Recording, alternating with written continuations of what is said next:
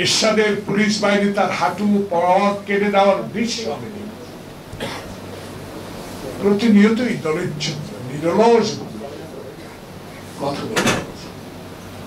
সে বলছে কিসের একটা গন্ধ যেমন পাওয়া যাচ্ছে,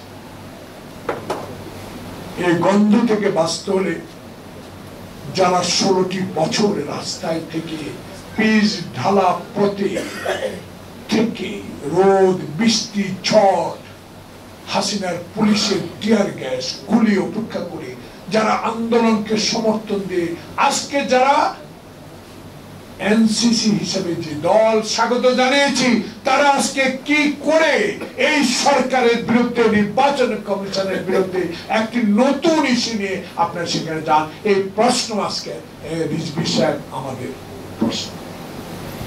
তাহলে এখানে অনেক বক্তা আপনার সমালোচনা করেছে, আপনি গুলি যান, আপনার সমালোচনা হাসিনা করেছে, পার্লামেন্টে দাঁড়িয়ে তুচ্ছ করে কথা বলেছে,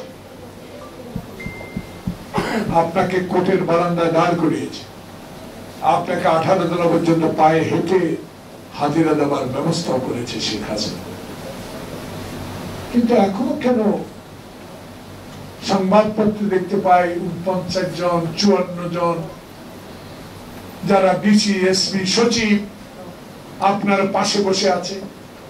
গতকালকে একটি বিষয় আমি আমার বিজিএম ইলেকশন হচ্ছে, আমি হেমায়তপুর থেকে আসতে একটা মেসেজ আমার ফোনে এসে দেখলাম, আমার থানা 2018 সালে হাসিনা আপনাকে বিশ্বাস করেছিলেন মির্জা ফখরুলের মতন সচ্ছল নেতা